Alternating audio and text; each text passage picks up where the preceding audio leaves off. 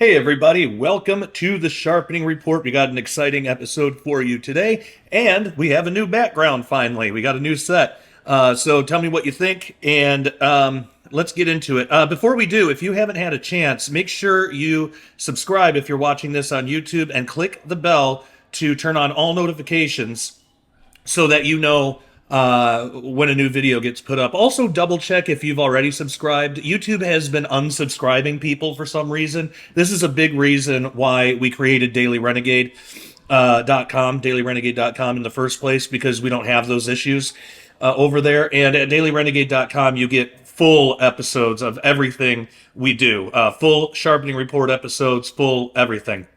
So make sure you check that out. And yes, please subscribe on YouTube. If you are already subscribed, double check and make sure YouTube still has you subscribed, because a lot of people have been telling me they have not been getting notifications, which is not cool on YouTube's part. Okay, so let's get into it. We got kind of a heavy topic, but it's interesting, and this might be a video that you might need to watch a couple of times. Now, when I try to explain something that about quantum physics or extra dimensions, I try to do it in a way that anybody can understand. But the difficult part is, with these topics, we have to unlearn a lot of things. There's just been things in high school and even some college science classes that we were taught wrong. Like, for example, a particle is not a tiny piece of matter. It's actually you could think of it as an energy spike. Technically, physicists would say that it's a spike in a field, but we don't need to get too heavy into that right now. But so when we hear these terms and when we think about these things, it kind of requires a different way of thinking. So today we're going to be talking about shapeshifters, Nephilim, giants, skinwalkers, angelic genetics, and all that stuff. And like I've said before, if you are viewing on YouTube, you have to keep in mind that, unfortunately, because of censorship issues, YouTube, there are just some things that we can't put on. So the best thing to do to get the full episode is to go to dailyrenegade.com, and you can get the full episode there, and you even get early access. So people that are subscribers have actually had this episode for 2 weeks now, if you're viewing this when it airs on YouTube. So all that being said, and the links to everything are in the description below. We got lots of really cool links to other things as well down there. So check the description below. Now let's get right into it. So we're going to be asking the question today: how does the extra-dimensional nature of angels explain the physical size of the Nephilim giants, and how and how they were able to shapeshift, such as with skinwalkers? Now, the topic of fallen angels and their Nephilim offspring are strange ones indeed. I mean, most researchers in this field know the basic story. Long ago, rebellious angels came down to Earth to procreate with human women, and the result of this act was the creation of giant angel/human hybrids.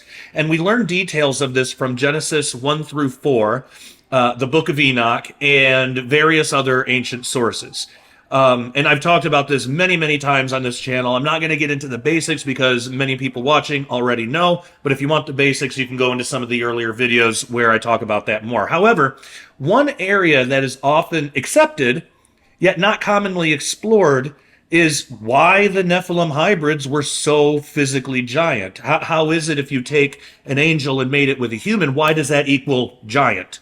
Is this angelic gigantism? What's the answer to this question? Well, on the surface, the answer sort of seems obvious if you just take it at surface level. Well, they are part angel. Of course they would be giants. But what is it exactly that leads us to this conclusion?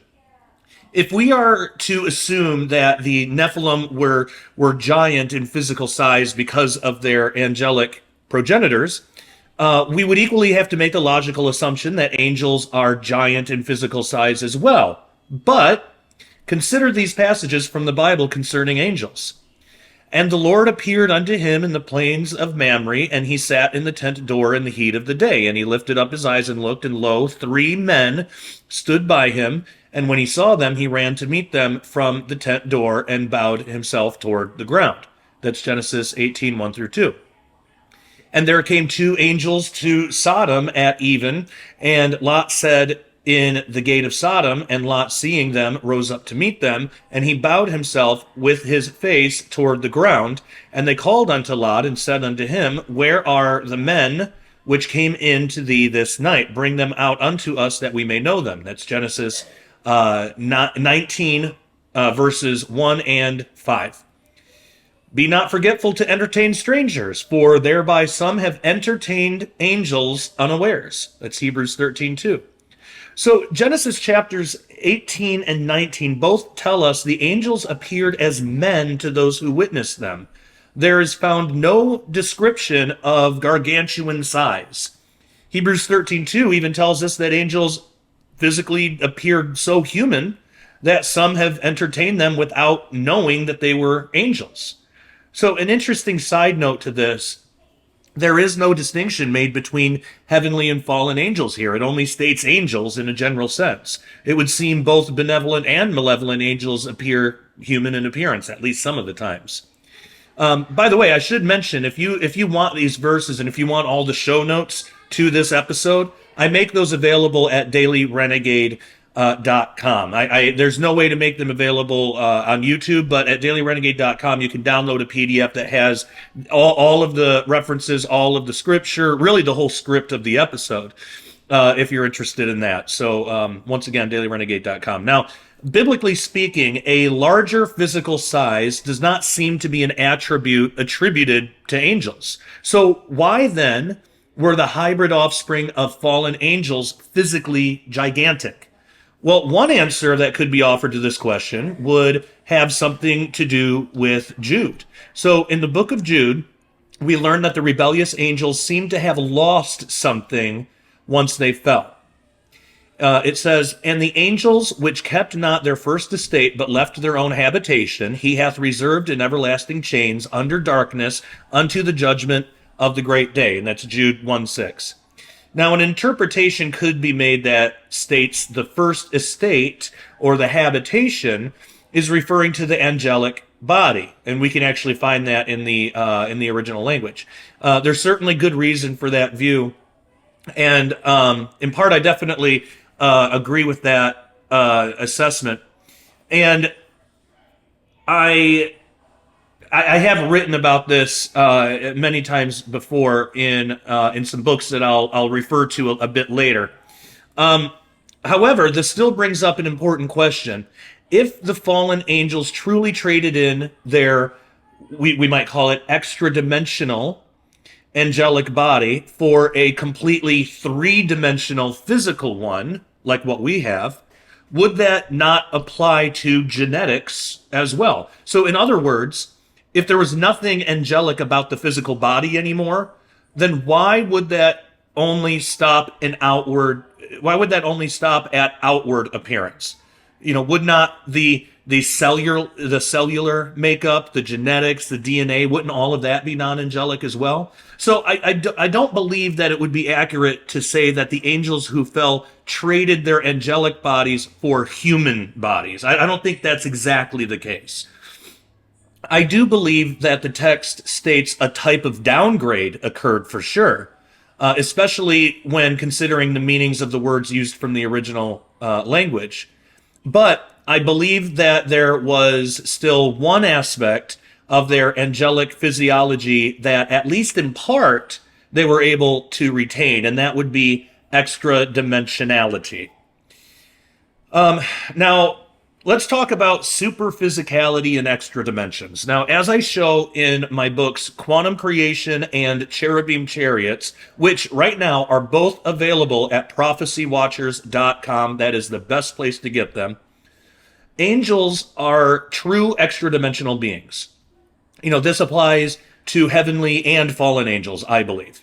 Now, instead of thinking of angels as ethereal, wispy entities that are made from essentially nothing, kind of like ghosts or something like that, as our culture dictates, I think it would be more accurate to think of angels as super physical. You know, they possess more physicality than even we do. The difference is that they're not able to exist in higher dimensions anymore. Or at least that's not their habitation. Whether they can access them or not is up for debate. but that's not their home anymore. Now, like I said, this doesn't mean that angels. It doesn't mean that angels can't travel to higher or extra dimensions. It means that, and it also wouldn't be accurate to say that angels are purely three-dimensional, but they can travel to higher or extra dimensions. I don't think that's right either. I think it means that they naturally take up space in those higher dimensions. Just as we do not exactly travel to the second dimension or the first dimension because we're part of those dimensions. Angels are part of higher spatial dimensions as well. So when the downgrade happened, I don't believe, like when an angel falls, and there is a downgrade that happens. There's some sort of habitation that they're leaving, both in residence heaven, but also with their bodies. But I don't believe that they're purely three-dimensional now, and they can just travel to higher dimensions. I don't believe that. It's not like, if you remember that old movie, City of Angels with Nicolas Cage. I don't believe that that's what's happening. They're not becoming human. They're not becoming three-dimensional. They're still extra-dimensional. They still take up space in those higher dimensions.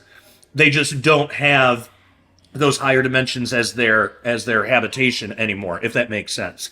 It would be like if a human being were to be able to fall to the second dimension, where only two-dimensional beings exist. My body would still take up three dimensions. I would just be seriously diminished because the three-dimensional world wouldn't be my habitation anymore. I would be relegated to the second dimension. But to those other two-dimensional beings, it would seem like I would have incredible power that they wouldn't be able to understand, when really it's just I'm taking up extra space in other dimensions. I know that sounds a little confusing. And again, you can refer to my books, Quantum Creation, if you really want to get your head around how dimensions work. And I'll get a little bit more into it in this episode. We don't have time to fully delve into the topic, but my book, Quantum Creation, really deals with that well. And I do have a lot of interviews and a lot of videos on that as well. If you don't want to take time to read the book, you can just look up Josh Peck, Quantum Creation on YouTube, and I'm sure a bunch of stuff will come up. So think of it that way. Just as we do not exactly travel to the second dimension or the first because we're part of those dimensions, angels are part of higher spatial dimensions as well. So again, this is obviously a difficult thing to grasp, let alone envision. So thankfully, an author in the late 1800s provided us with an excellent thought exercise to help us consider these ideas. And I think this will help. And again, this might be one of those videos that you got to watch a couple times, but I believe it's worth it to do it. And I'm really going to try to make this as simple as possible. I am not one of these people that likes to use extra big words to make myself sound really smart. I can't stand it when people do that. I hate it when scientists and physicists do that. I hate it even more when Christians do it, when they're trying to sound smart because they're trying to show off. I can't stand that. So I'm going to do my best to put it in terms that everybody can understand. But again, these are topics that were not typically taught in science class, and to get to kind of grasp the basics of it, we kind of got to learn to think of these things in a new way. So, and one tool that really helped me with this is something that I actually heard from Dr. Chuck Missler from one of his teachings. And he referenced the book Flatland, A Romance of Many Dimensions by A. Abbott, which you can get for free online, and I suggest that you check that out. But this book explores the idea of a fictional two-dimensional universe called Flatland.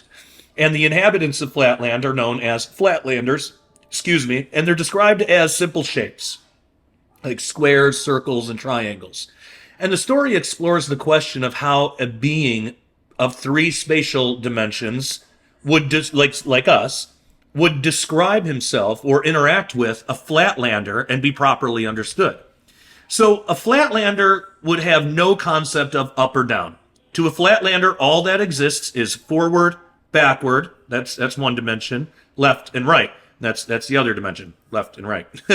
So because of this, Height and depth are completely foreign concepts that flatlanders would not be able to perceive or even envision in their minds. They're totally two-dimensional, hence the name flatland.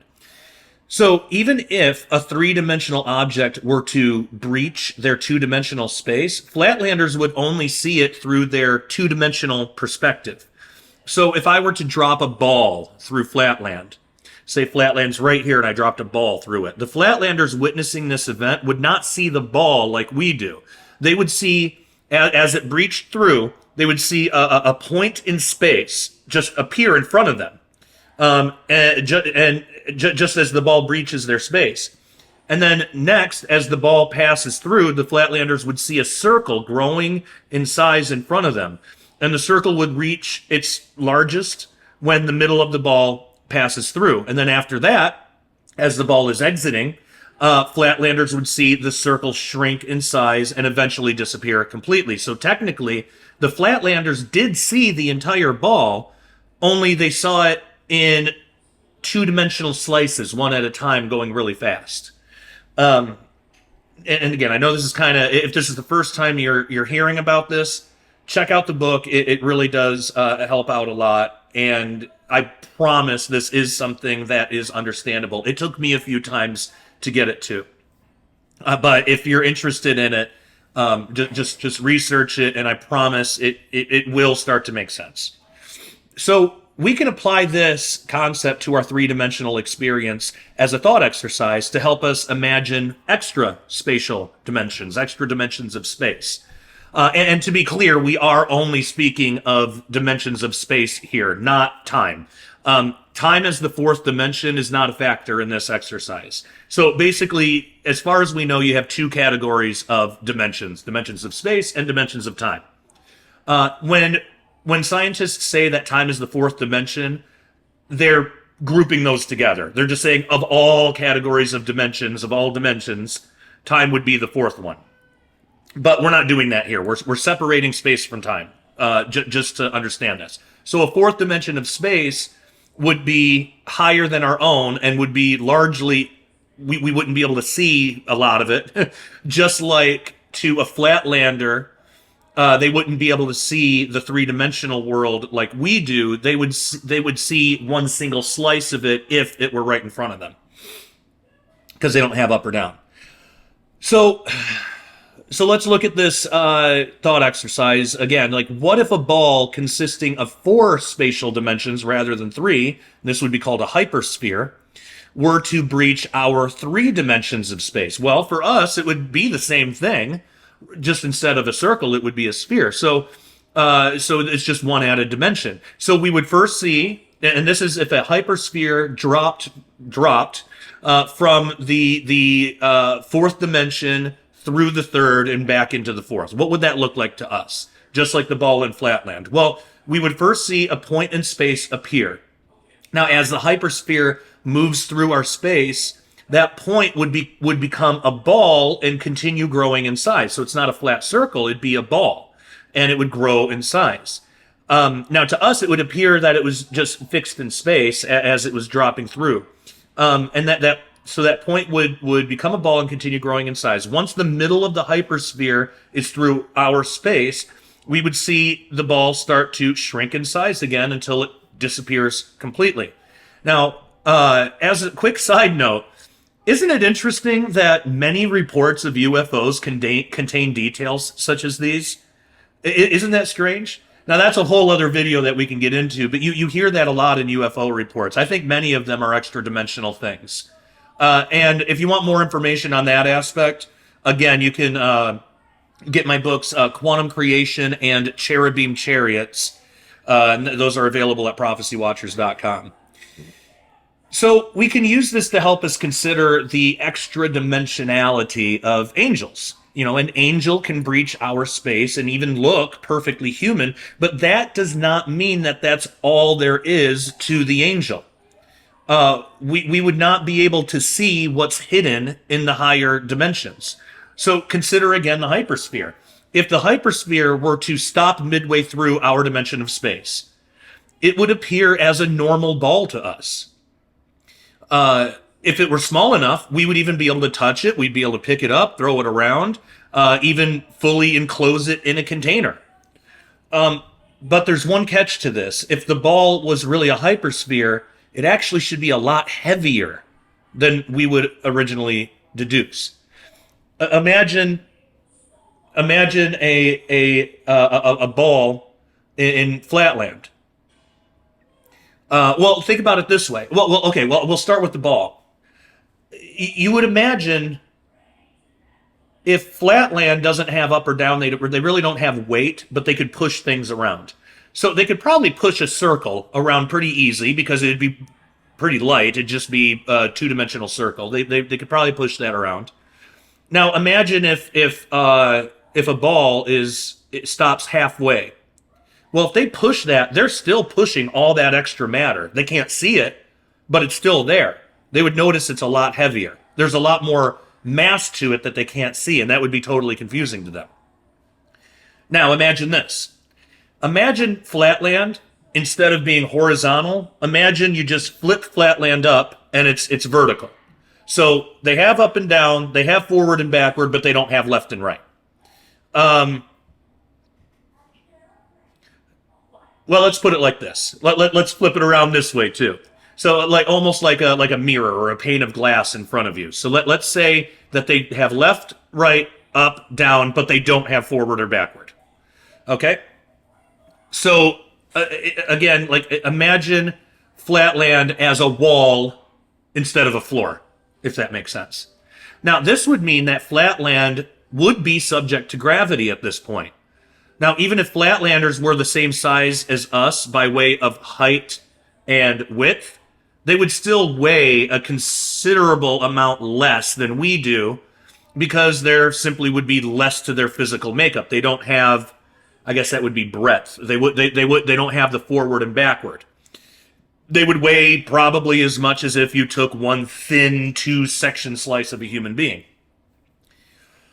So there wouldn't be as much to them.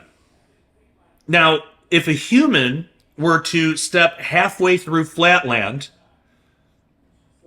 and let's say in this scenario that flatlanders are actually shaped humanoid, but they're just two-dimensional. Now, if I were to step through flatland like that, or any human, like if a human were to step through halfway through flatland, he could look like a normal flatlander to any other flatlander if flatlanders are shaped that way. In this scenario, they are. Let's say they look perfectly humanoid, just they're two-dimensional.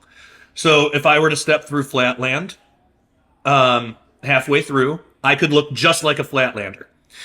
Now, if flatlanders were to try and weigh the human or pick him up, they would quickly realize that something was very different.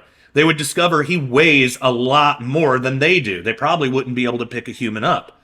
So the difference is the rest of the human's physical body is hidden in the third spatial dimension. And in this orientation of flatland, it would be forward and backward.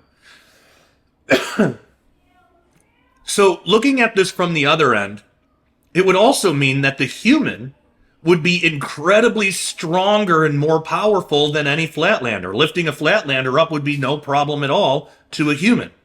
Because again, the flatlander would be a two-dimensional slice, basically, of a human, like a thin, even thinner than a piece of paper, slice of a humanoid form.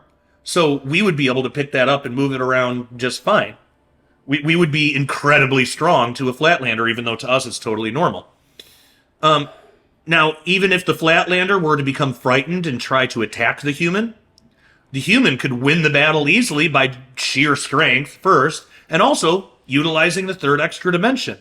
The human could just step back into the third dimension and then take the flatlander out one by one with ease. Because if you're outside of their two-dimensional space, if you remove yourself from that, you just take a step back and you're out of their two-dimensional space, well, you can still see them. They can't see you because you're not right in front of them. So you could just take them out one by one and they wouldn't even know what hit them. So it'd be easy to win that battle. The Flatlanders would have no defense against this.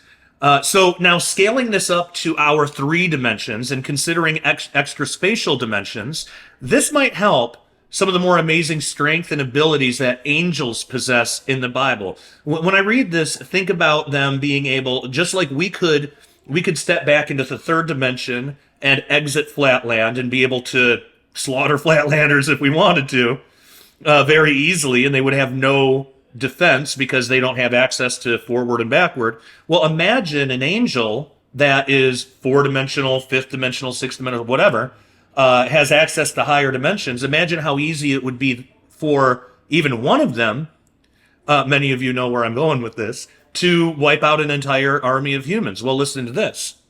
That night, the angel of the Lord went out to the Assyrian camp and killed 185,000 Assyrian soldiers. When the surviving Assyrians woke up the next morning, they found corpses everywhere. And that's 2 Kings 19:35. That's one angel. And a lot of people think that angel of the Lord was actually a pre-incarnate Jesus, and it could be, but for what we're looking at now, that's just kind of beside the point. This is an extra-dimensional being, and it only took one of them to take out 185,000. It was nothing, and they had no defense whatsoever. It's the same, just like if Flatland existed and we were able to escape into our 3rd dimension, they would have no access to us, and we would be able to take them out very easily. So let's think about extra-dimensional genetics. Now, laying aside the exact mechanics of how such a thing could actually happen, remember, this is just a thought exercise. Imagine the human were to, the human in this Flatland scenario, imagine that the human were to impregnate a Flatlander female somehow. Now, most of the fertilization process happens on the Flatlander side, so for it to even be possible, the 3-dimensional human seed would have to somehow adapt. So if conception occurred, it would be within a 2-dimensional environment. It would have to be. But the new body that's forming within the Flatlander would still be 2-dimensional. The Flatlander would be 2-dimensional herself and would not be capable of housing, creating, or even contributing to something 3-dimensional. So therefore, the 3-dimensional end of the spectrum would have to adapt to the new 2-dimensional environment. So this raises the issue, however, that there are still 3-dimensional traits being passed down to a 2-dimensional child. So most of these, such as, skin, hair, eye color, that wouldn't pose any problems. However, the genes that determine size certainly would.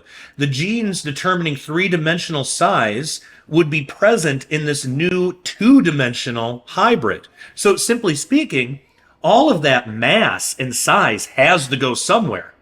And with no other choice, with no access to forward and backward, the size of that hybrid grows in the 2 dimensions it can actually inhabit. Yet since there's so much of it, since there's so much extra mass, the hybrid, it would spread out. The hybrid would grow to incredible height and width. Again, no forward and backward, but the traits are still there, so it would spread out much bigger because all that mass has got to go somewhere. So once born, this 2-dimensional human Flatlander hybrid would quickly be recognized as a giant among other Flatlanders. So now this is all speculative, of course, but if we use that thought exercise for 3 spatial dimensions, it might help explain why the Nephilim were of such great giant size. The extra-dimensional genetics of an angel would be passed to the hybrid child. The genes that determine size would be present as well, but would have to conform to only 3 dimensions rather than 4 or more. And since there is at least one less spatial dimension that it can grow in, the hybrid child would grow far more in the 3 dimensions that it could actually inhabit. Because again, all of that extra mass, that extra dimensional mass, it has to go somewhere, so it's sort of forced into the 3 dimensions that it can inhabit, which means it's going to grow a lot bigger because it's got to go somewhere.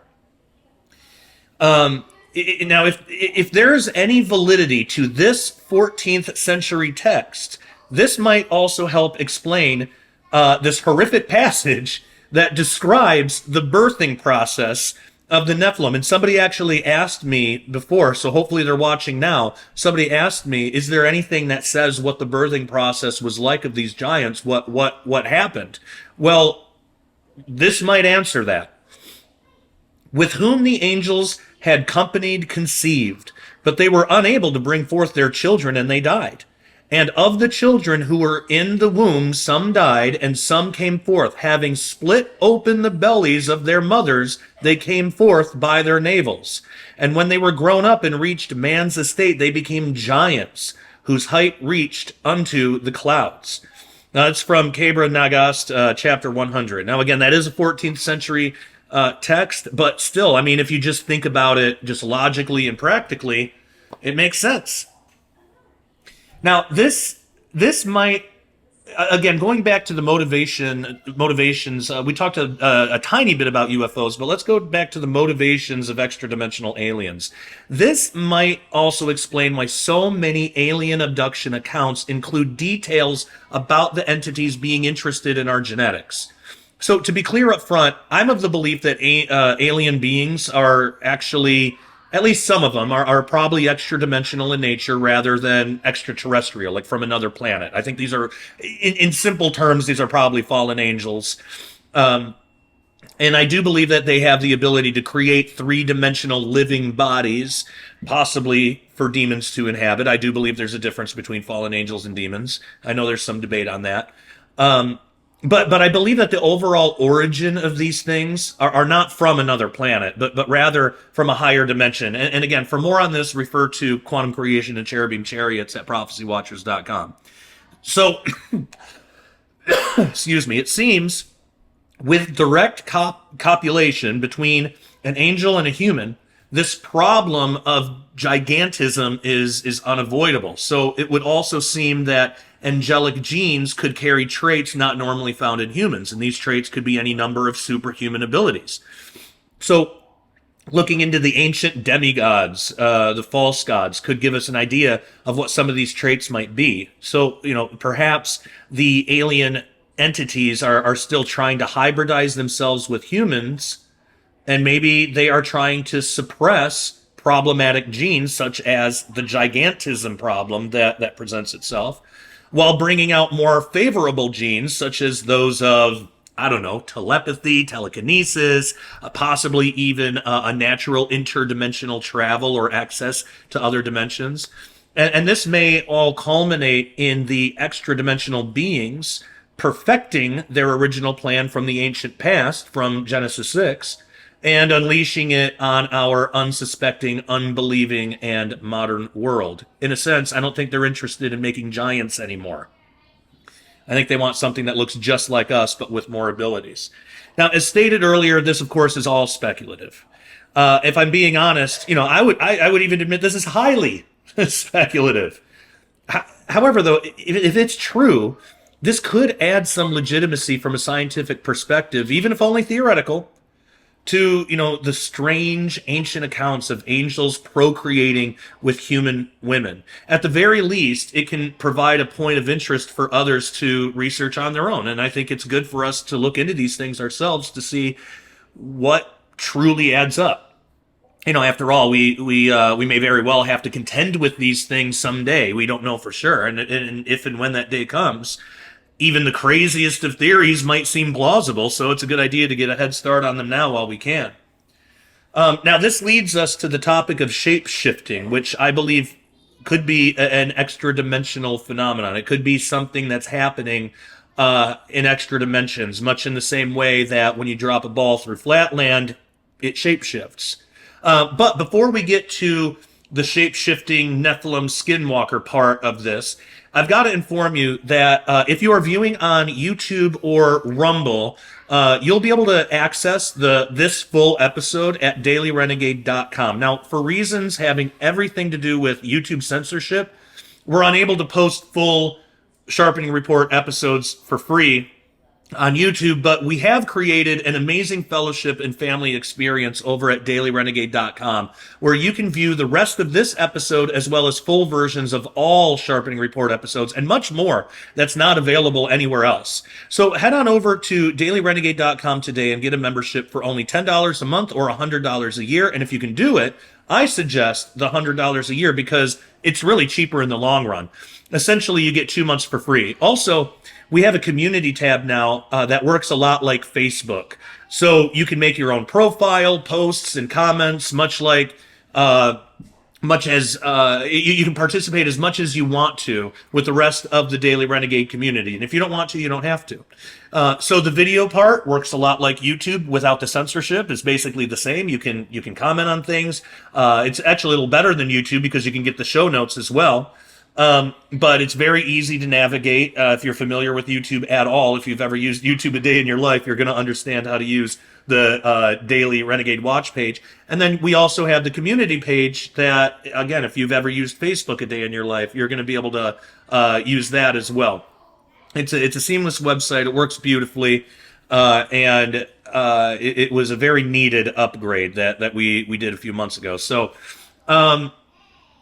So I'd love it if you come join the family today. And that website again is dailyrenegade.com. It is available in the description below, and also check out all the other links in the description below. There's a lot of great things there. And we will see you at Daily Renegade. So, all right, if you are a member and viewing this on the Daily Renegade website, no need to do anything. Just hold on the line, and we'll get right back to it. Everyone viewing for free on YouTube or Rumble or anywhere else this might end up, thank you so much, and until next time, take care and God bless.